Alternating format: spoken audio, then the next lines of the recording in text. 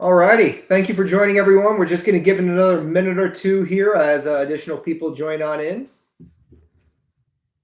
Matthias, what's the temperature by you? Um, Hello, everybody. Temperature outside here is 50 degrees right now. Last night it dropped down to about 32, and 3 days ago we had 85. How Oh, about you? And I'm in Northern Virginia, outside of DC. How about you, Nick? so I'm in Connecticut, USA here. So yeah, right now we're rocking around 29 degrees. Last week we got up into the 70s for a day or two, and we're back into the 20s today. So can't catch a break. We go from AC heater, Hey, with our HVAC system. yep, did that too, multiple times. Love Most it. important question though is, if you were to have a superpower, what superpower would it be? Good question. I think I would want to be able to understand and speak all languages. I think that'd be really amazing. Like How to speak to other humans, or like know what your dog is actually saying? Whoa, I have not taken it that far. I don't know if I would want to know that information, right? What my cat thinks about me, but no, sure, animals too. Even though that might be intense, but yeah, definitely humans.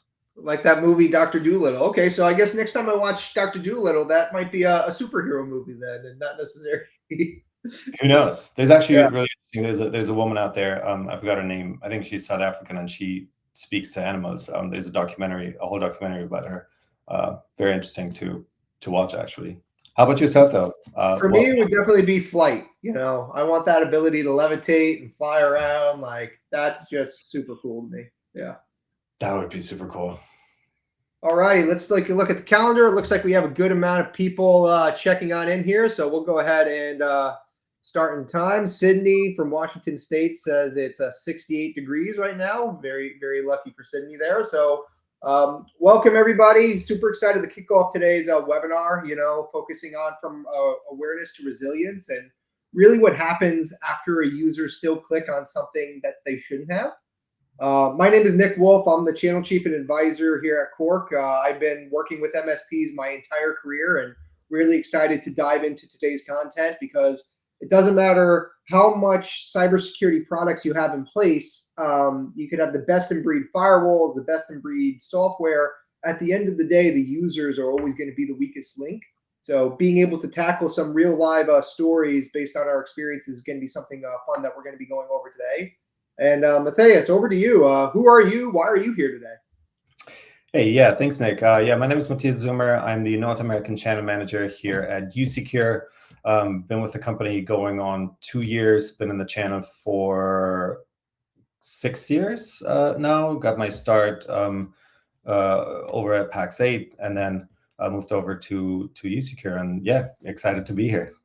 Awesome. So before we dive into it a little bit further here, can you just give us a quick little elevator pitch of what usecure is for those MSPs attending that might not have heard of you before? Yeah, absolutely. Yeah, usecure is a human risk management platform founded in 2016, so we're going on 10 years.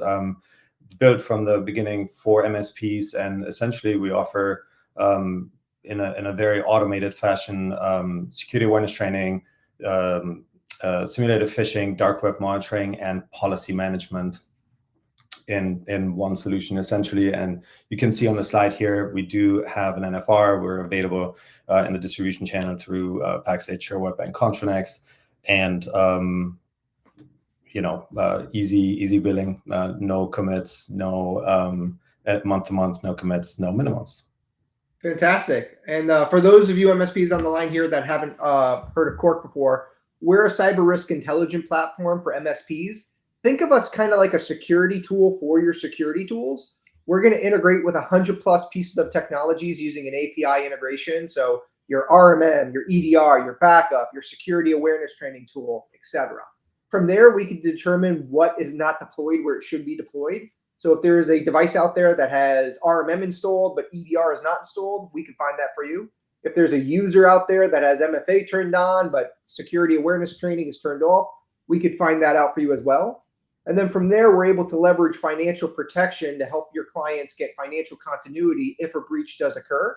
And that can be through a mixture of Cork's internal financial protection policies, or by sharing the information that we collect with cyber insurance carriers to making the underwriting process a heck of a lot easier. So again, if you're interested in learning more at Cork, feel free to check out corkinc.com. We are also exclusively sold through Pax8, so you can check us out in the Pax8 marketplace, and I'm sure the Pax8 team would be happy to engage with you as well there. And very exciting, Nick, you spoke about integrations. We did just finish our integration, Cork and usecure. So that happened, I think, a month or two ago. So very exciting. Absolutely right. So, for MSPs that are utilizing Cork, if you integrate with the usecure integration, we'll be able to instantly determine which of those users have usecure turned on for security awareness training, and if those users also are enrolled in your other tools, like your SaaS backup solutions, your multi-factor authentication solution, your email security solutions, etc. But really, Matthias, the thing that I love about today is that was actually our last slide. We're not going to be doing 50 slides today and going over a bunch of stuff that way. Today is really more about an in-depth fireside chat, if you will, going over some deep dive stories of things that we've experienced here at Cork and some things that I'm sure you've experienced as well. And ultimately figuring out what exactly happens after the user does something that they shouldn't, which is click on that link. Even though we've done all the training we can to prepare them, at the end of the day, something bad is always potentially going to happen. So one of the first things I wanted to run by you, Matthias, is really around the idea of, shifting a user from awareness to resilience, right? So, in your mind, why is security awareness training so essential, and why is it not bulletproof? Yeah, it's essential because I think it creates a foundation or a first layer of defense, right? When attacks come through, I think it's important to know that human error is inevitable, right? You just mentioned it. Still the number one cause, 80 to 90%, something like that, of attacks still happen, with a human. So human error is inevitable, but unmanaged impact is not. So, resilience, really what we want to look at is be prepared, right? And we have a lot here to talk about with that. But, starting out with human risk management, it creates a really nice foundation. Of course, like I said, it doesn't stop there, right? It then goes on to detection, response, recovery, having something in place, having financial continuity in place, right? Which is something you can speak to, of course. But awareness is not alone, right? Like, especially with how attacks are shifting. Awareness is great and super important. And I think we're at a stage now where most people are aware to some degree, right? But modern attacks are now more and more designed to exploit context, not so much ignorance, right? As they get more and more sophisticated. And those modern attacks, are those, the people in grandma's basement writing those attacks? Are they the bad guys overseas writing the attacks? Or is it a two-letter word that's really more sophisticated nowadays that's causing those attacks? Our good buddy AI. What have you been seeing? Yeah, I think it's a combination of all three. And with AI, certainly the villain in the basement, or lives in grandma's basement, right? Like, ransomware as a service is an industry, right? Phishing toolkits as a service is an industry. So even non-sophisticated criminals, hackers, can now easily acquire tools using AI, scraping social media sites for, focusing on a company in a matter of minutes, basically figuring out who works with whom and what are some of their clients and whatnot. Something that would have taken a professional hacker, right, in the past, maybe a week of recon and really tailoring an email, and then they were maybe running into trouble. A lot of them are, foreign entities running into trouble with like perfect English or whatever, and all of that now is taken away. You can essentially craft a very tailored, like a spear phishing campaign, business email compromise campaign, what have you, in a matter of minutes at scale, right? At scale and really sophisticated. You don't need to have a massive background in technology necessarily, right? So yeah, it's shifting quite a bit, especially with the at scale part, right? And the sophistication, the perfect near perfect English, knowing who are customers, faking an invoice or new bank, like, hey, this is our bank changed, payment changed, please send it to this now, right? But coming from the right person, from the right company to the right company, all of that. Yeah. So back in the day, rewind the clocks, 20 years ago, security awareness training really wasn't as prominent as it was today. Maybe if it was, that movie Catch Me If You Can, when the guy was forging all the checks and doing all this shady stuff, wouldn't be as popular. But, 20 years ago, more or less, at least in the MSP space, I would argue that security awareness training wasn't really prominent. 20 years ago, backups were prominent, right? People were doing backups. People were doing antivirus. Firewalls were there 20 years ago. But security awareness training more or less wasn't. So nowadays, fast forward, here we are in 2026, security awareness training, there's a bunch of vendors that are out there that offer it. And they all offer it in their own special way with unique differentiators. Some are designed for big companies, some are designed for small startups, and some are for MSPs, some are for clients, and everything in between. So my question to you is, with all these options and the rise of all these different types of attacks, how much security awareness training is enough? Is the gold standard to do it once every 5 years, once a year, once a day, without giving the user vendor fatigue of, come on, I don't want to take this for the 9th time today? Right. Yeah, that's a great question. Certainly, I think we're at a stage where once a year is not enough. And I think in the space, most other vendors are agreeing. I think, and let me back up one step. Bottom line is you should have it, right? Whether it's through usecure or somebody else, I think it should be part of your core stack. If you are an MSP or if you're a company in general, it should be part of your core stack. Again, you have, I don't know how many employees, right? It doesn't matter if you're 10 employees or 1,000 or 5,000 employees. The attack surface just is very big, right? One wrong click could essentially finish your business or have you lose, tens of thousands, hundreds of millions of dollars, right? So that's one. Just having something in place is important. Then back to your question, I think most people understand that, the once a year, watch something for an hour, 2 hours is not enough because, data shows, people forget, right? And you do that once a year, it doesn't stick necessarily. So once a day or, even once a week would probably be overkill, also depending on how long, videos are, training videos are, and so on and so forth. What we've seen at usecure is that once a month is where we see the sweet spot and where we see most engagement and most success. With that, our videos are typically about 3 minutes long. So they're not too long, then followed by 10 questions. You can do all of that in about 7 minutes or so. Once a month, 7 minutes, I don't think anybody can. Shorter touch points more frequently, as opposed to doing it once a year for a 2-hour sit-down session where people are rolling their eyes. Exactly. Attention span, right? Like, try to watch a 2-hour security awareness video. I've done it.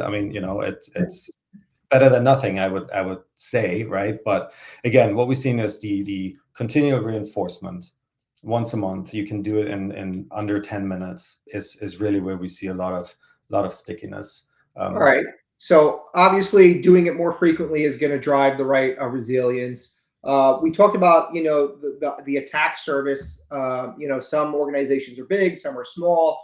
So in your opinion, who is allowed to skip security awareness training? Like who's above the law? Is it the CEO and the CFO that they're smart enough that they're allowed to opt out, but everybody else has to take it? So in your opinion, who's allowed to skip security awareness training because maybe they're too busy or they're too important? Right. short answer, absolutely nobody, right? Nobody's above the, you and I need to take it, should take it, right? Absolutely. Right. I get hit by phishing attacks all the time. Yeah. And I sell cybersecurity for a living, right? Absolutely, right. It's just that there's not a person who should be exempt from it. Dare I say, especially C-level, who are oftentimes from lores, from stories, are the ones that are like, hey, I don't have time for this kind of stuff, or I don't need it, right? Research also shows oftentimes they're, the most click happy. But I think everybody in the company, it doesn't matter if you are an intern or the CEO, there is tons and tons of stories of interns getting phished that were just there for 3 months, but we don't need to enroll them, or obviously if they're if they're an intern there for 3 months, there's only so much you can do, right? But still, I think my point stands that anybody in the company, whatever position they are, from the very bottom to the very top, should definitely. Yeah, there's no excuses. Yeah, it's great that you lock the front door and lock the back door, but if you say, "Oh, I keep my garage door windows unlocked because they're the garage door windows, they don't really matter." Well, yeah, every entry point absolutely matters. Love the analogy. Yeah, which is why I'm really seeing a lot of MSPs, sort of shifting from prevent everything from happening, even though that's important, to more preparing for impact. Because it's really not a matter of if you're going to have an attack, but when it's going to happen. Which is why cybersecurity really needs to be a multi-layered approach. It's not about just selling a client an EDR solution.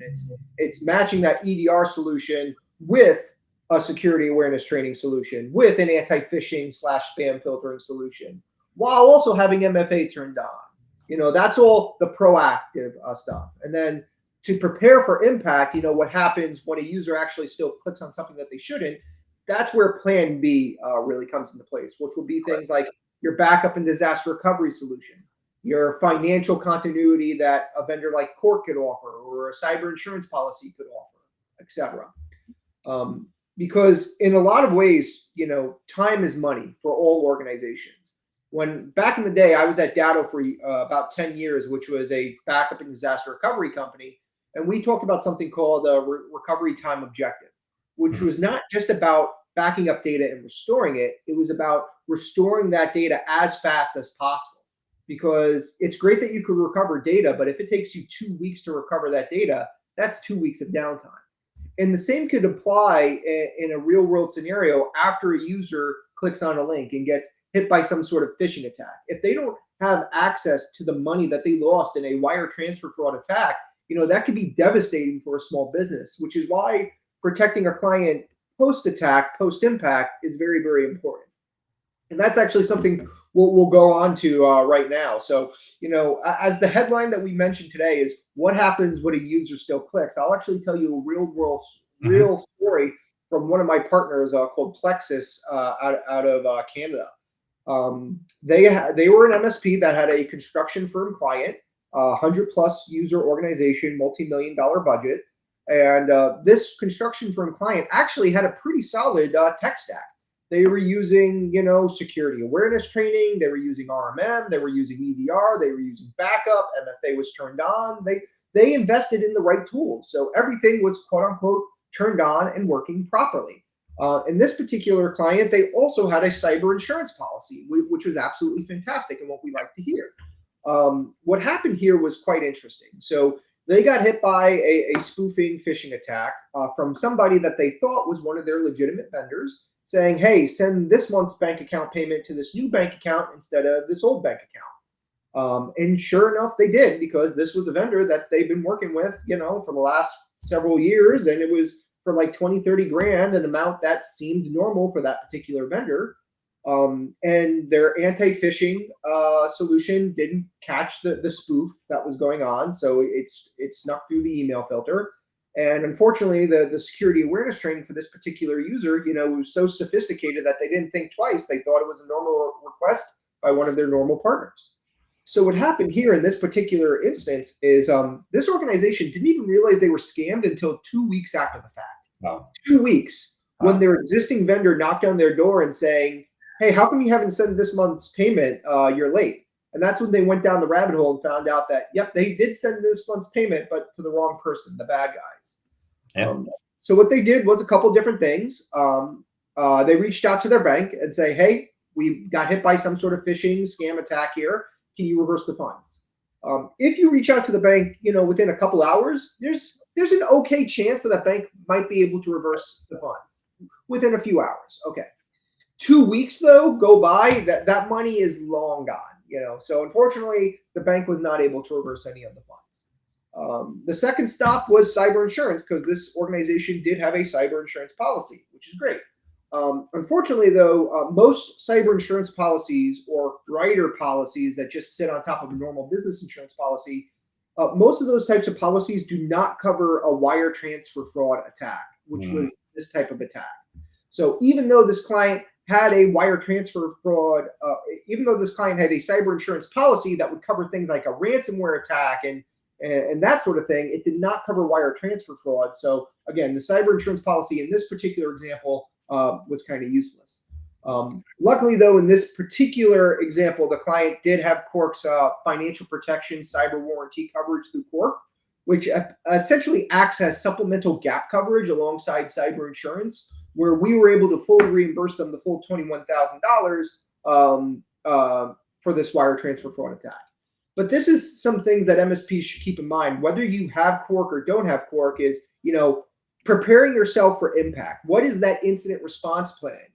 How do you get your client up and running and recovered should something bad happen? Whether it's something bad like on the endpoint level and you're recovering data from a backup device, what does that incident response plan look like? Has it been tested? And when was the last time it was tested? And the same thing on the user level attacks, right? When no devices per se are impacted, but it was a user that fell victim to some sort of wire transfer fraud attack, right? If the small business only has, a couple days of cash on hand and they lose an entire week's worth of payroll because of a wire transfer fraud attack, what is plan B? Is it cyber insurance? If so, does cyber insurance cover wire transfer fraud? If so, what is the deductible or retention on that cyber insurance policy? And what is the recovery time objective of that cyber insurance policy? How fast is it going to pay out? Is it going to pay out in 2 days? Probably not. 2 weeks? Maybe. 2 months? Probably more realistic. Which is why making sure that your clients have some reserve funds set aside, maybe it's through Cork and our supplemental financial protection or their own self-insurance that they're setting aside some cash, could definitely go a long way. Now, Matthias, you deal with this on a daily basis. So have you heard of any stories of, the other side of the fence once someone actually clicks on something that they shouldn't have? I mean, yeah, the stories like that come up all the time. Back to your point though, something that's really interesting, right? You work with small and medium businesses, right? You work with bigger businesses as well. An excuse that we oftentimes hear is like, oh, I'm too small. I don't need this. I'm too small, or I don't need financial protection. Nobody's gonna look for us or hack us. Also in parts because when people hear about attacks, typically it's through media outlets. I'm sure not everybody's reading Hacker News and this and that, right? Specific news sites for that. So when these bigger attacks come out, right? The MGM or the pipeline or the meat company, we're talking millions of dollars, right? Or there was one example, a municipality in Canada, I think it was last year, that was $5 million plus, right? It's always in the millions, and it's big. It's a big thing. But at scale, right? With everything that's available at scale now through AI tools and whatnot, spray and pray will make you a lot of money as a hacker too, right? So it doesn't really matter if you're a 5-person shop, a 10-person shop, a 50-people shop, right? If I send out sophisticated stuff, phishing to 100,000 accounts, and I get 5,000 or 10,000 or 15. All it takes is one user, right? 1 weak link to forget to lock the back door or leave the garage door window up for the bad guys to get inside your house. Exactly. Reuse passwords, whatever it might be, right?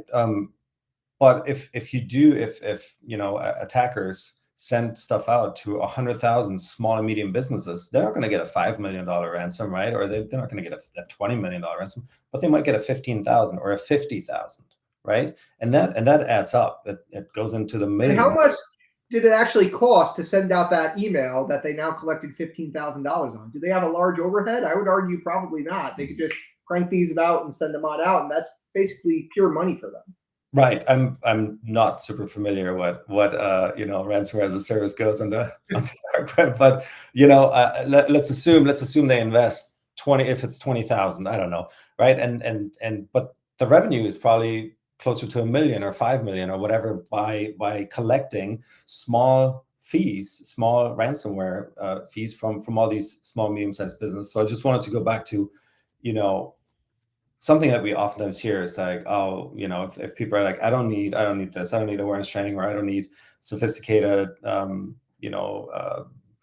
too small to get hit. No, it's not that you're too small. You're the prime suspect because you don't know any better and you don't have the multi-million-dollar cybersecurity budget to protect against the bad guys. You are easy pickings. Exactly.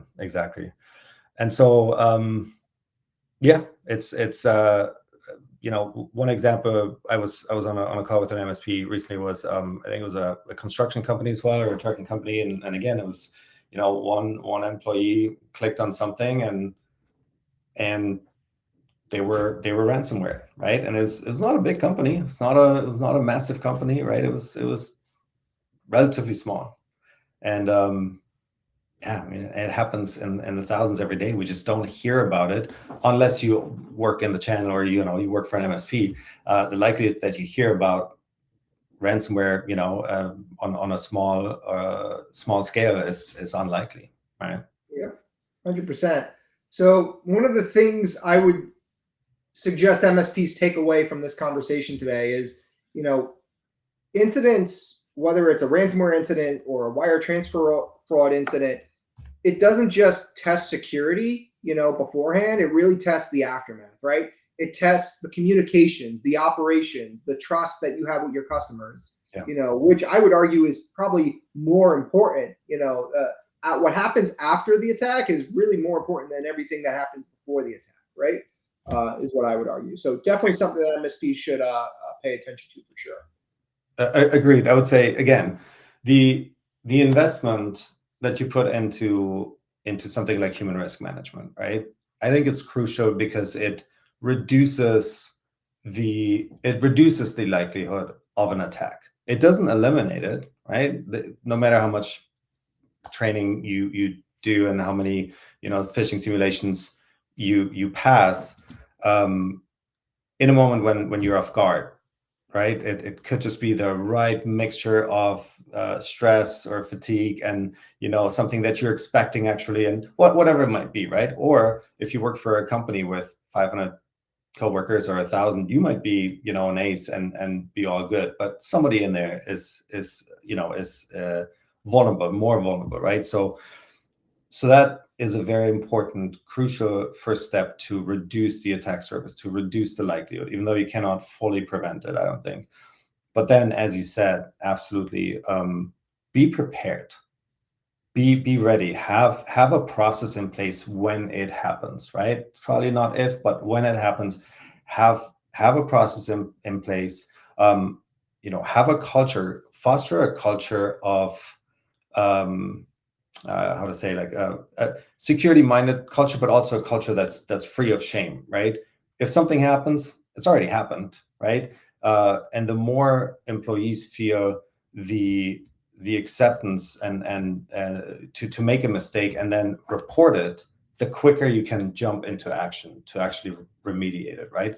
So then have clear, structured plan, be ready, have a response and plan, and then certainly something that Cork's offering with a financial plan to help you immediately, rather than be out of money for.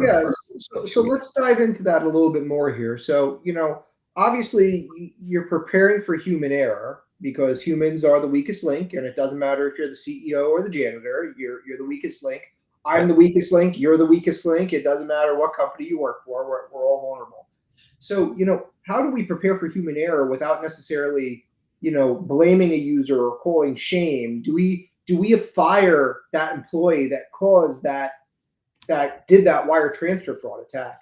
Or is it an educational topic for the entire organization that the organization failed that employee, or maybe there was no proper procedures written down that employee had to follow that says, hey, when a new bank account transfer comes in, you have to call these two people. It's not just having one layer of security, it's a multi-layered approach to security, both on the human side.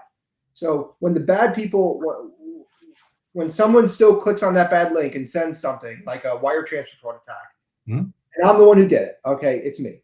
What happens to me? Do I have to worry about losing my job?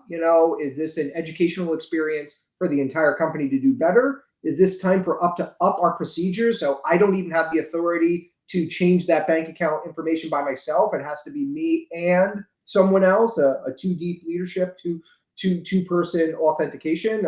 What have you typically seen? Well, one, unless I'm going to generalize, I don't think you, as in that example, should be fired for something that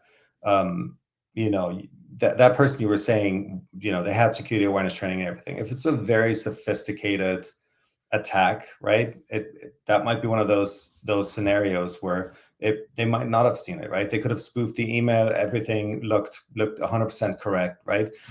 I do think that it's a huge learning opportunity for the entire company. Certainly everybody who's working in the finance department for that company, but in general, right? What could they have done better? They could have found a way to verify with somebody directly at the company. I mean, those are things that are included in a lot of awareness training modules, right? Where it's, you get something, all right, this might be true, right? Very well could be it's over from Joanne at this company, but let me call her, or let me email her, or let me reach, I have a contact in that company, right? Let me reach out to that person and verify, hey, did you guys change your bank? Is that legit, right? It doesn't take a lot of time, but it's a way to verify. So that's definitely, all you have to do is just call the number that was in that email that requested that change, or should I find a phone number somewhere else? Well, if it's in the email, it must be legit. Yeah, of course. I mean, good point, right? Like, good point. Yeah, absolutely. And to clarify, no, you get something that says, hey, you're, suspicious activity on your bank account. Call us and let's fix this, right? Absolutely not. Why? There's a scammer on the other line that plays along, that says, all right, let me just screen share real quick. Let me go in here. Or with, in this case, it would have been a scammer saying, yep, that's us. It's me. Yep. So-and-so. And this is the new bank information. So use a trusted source that you have, either over at the company, go to the company's website, right?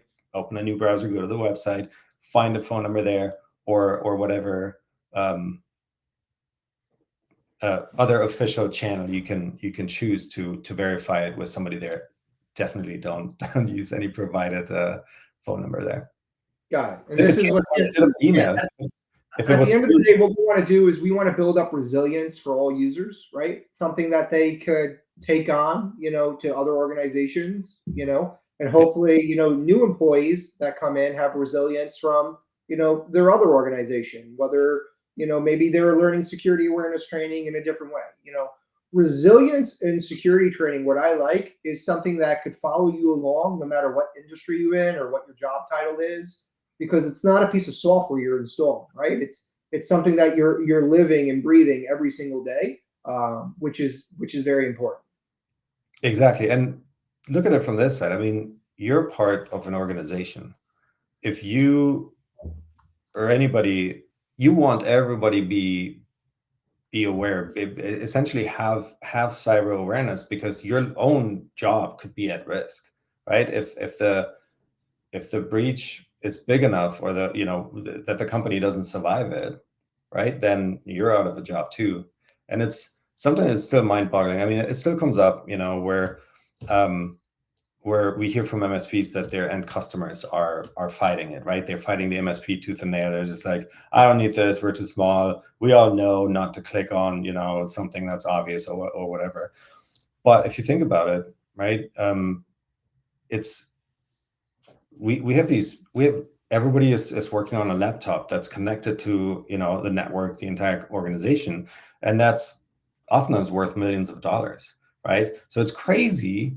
It's crazy that some people, even owners of companies, sometimes choose not to do it because they're like, it's not going to happen to me, or I don't, what, I don't want to spend X amount of dollars per month for awareness training, or for something like Cork, right? Like the financial security there, if something happens, because then nothing happens, and then it was all, then I lost all this money. But really, we don't do this with in other job fields too, right? Like pilots constantly get trained on their airplanes, obviously, but it's not like you did it once and you're good to go now, right? Or truck drivers, or whatever it is. If I recall correctly, all pilots are trained on how to press the eject button, right? And they fly out of That's it. Obviously in the news recently, somebody did it recently overseas, but of the thousands of pilots we have, one person does it a year, two people do it a year, if that, right? Right. But it's all about preparing yourself and training yourself for what happens when I do need to press that button, which is why MSPs, I see a lot of my MSPs, they also do like an incident response game with their clients, maybe annually or every few years, where they invite their clients into the office, right, for an incident response scenario game of, hey, here's the type of attack that would happen, and it's a little bit of a role play. What would you do? All right, we just lost 50 grand because of a ransomware attack. Do we hire a lawyer or do we pay payroll? What do we do? That's day one. Day two happens. What do we do? Do we tell the press or do we keep it quiet? Day three happens. Do we contact cyber insurance? So Yep. Not only just having an incident response plan in play, but actually testing it or doing some sort of incident response training or game with your audience could be a fun approach to educate your clients about not if they have an attack, but when they have an attack. And Absolutely. as an MSP, you're doing all the things right to prevent that likelihood from ever happening. But at the end of the day, there's not a single product you as an MSP could sell. There's not a silver bullet. usecure isn't going to say you buy usecure and you'll never get an attack ever. It will never happen. Cork isn't going to do that, right? Cork's amazing. usecure is amazing. A lot of amazing products out there. But if there's any product that says buy our product and all your answers will be solved, you should probably run away, because I'm going to call some BS there, because at the end of the day, the bad guys are just too sophisticated. So we could put the best in breed technology in place. We could become resilient, but it's all about also having that IR plan, which could be a combination of the MSP doing the incident response and trying to stop the bleed, stop the damage as it's occurring, letting the cyber insurance people know about the type of attack, assuming they have cyber insurance. If your clients don't have cyber insurance yet, it's a great opportunity to have that type of educational conversation with them, while also potentially pairing your offering with some sort of supplemental financial continuity, like what we could potentially offer at Cork. So, some final thoughts, at least for me here, before we pass it over to some Q&A and wrap things up here, is, it's really about doing resilience over perfection. Yes, it would be awesome if all of your employees got 100% on their security awareness training. But if they're getting 100% because they're just selecting yes, yes, yes, yes, yes, and fast forwarding through the training once a year, that's not actually giving them training. That's not actually giving them resilience.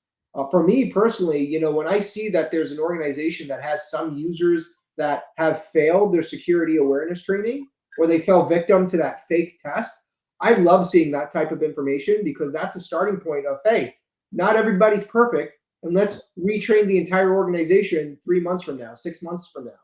And if you're still not perfect, that's okay. There's always going to be room for improvement there, which is good benchmark.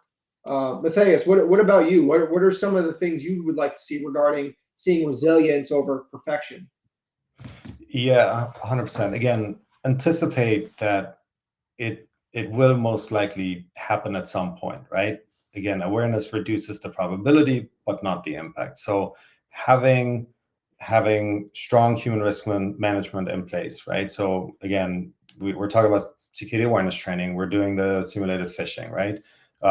We offer dark web monitoring, where MSPs can be proactive if there is a data leak, right? For a certain user, or you might even see that they've been in 3 leaks, and you can see that they use the same password over and over, right? You have something to be proactive with that as well. preventing breaches that way. And then you could reinforce it with policy as well, right? Now, that is the first step. Having a solid tech stack, obviously, everything that we talked about and should be, basic EDR, MDR, backup, having all of that in place, and then including, something like Cork that gives you a financial component as well, so that you can be up and running quickly. So it's not just having, all right, I have strong EDR, I have my backup, and I have awareness training. I'm good. We're good. Everybody's good, right? But anticipating, have something in place for when it happens, right? That's why we have fire exits. That's why, in so many parts in our lives, we have a plan, an evacuation plan, or something that if something happens, we hope it doesn't, and we do our best that it won't, right? But have something in place for when the day comes, right? And have it seen as have a security-minded culture in place, right? A culture, that's free of shame if something happens, but a security-minded culture where everybody's doing their part. Essentially, it's not just, oh, we have an MSP, we're good, right? We got antivirus, we're good, cool. Everybody go and I have a dentist, but I still have to brush my teeth and floss, right? Right. Yeah. And so having a security minded culture in your workplace is part of that resilience piece. And then if or when the day comes, everybody's ready. Nobody's trying to hide something. It's like, hey, something happened or I messed up. All right, we have steps now that we can move forward with and minimize the impact, right? 100% agreed. Well, we do got a few moments left here, so if anybody's still tuned in here and you have some questions, there is a chat function within the webinar, so feel free to ask some questions here, and we'll wrap this up in the next minute. And if no questions, I want to appreciate everybody for joining. Again, my name is Nick Wolf. I'm an advisor here at Cork. You can check us out at corkinc.com. We're also available on the Pax8 Marketplace. A copy of this recording will also be posted on YouTube rather shortly. And Matthias, any last and final comments from you? Yeah, get in, and if you're interested in more information, get in contact with us, usecure.io. We are available through Pax8, SureWeb, Contronex. You can find me on LinkedIn. I believe I'm the only person with that name, so it should be very easy. And thank you everybody for being here today. And awesome. Thank you, Nick, as well. Yeah, no problem. It was my pleasure. And again, nobody's above the law. So everybody has to take security awareness training. And it's preferred that you don't take it once a year. You take it frequently. So thanks again for tuning in. Have a great day, everyone. Thank you, everybody. Bye. Bye.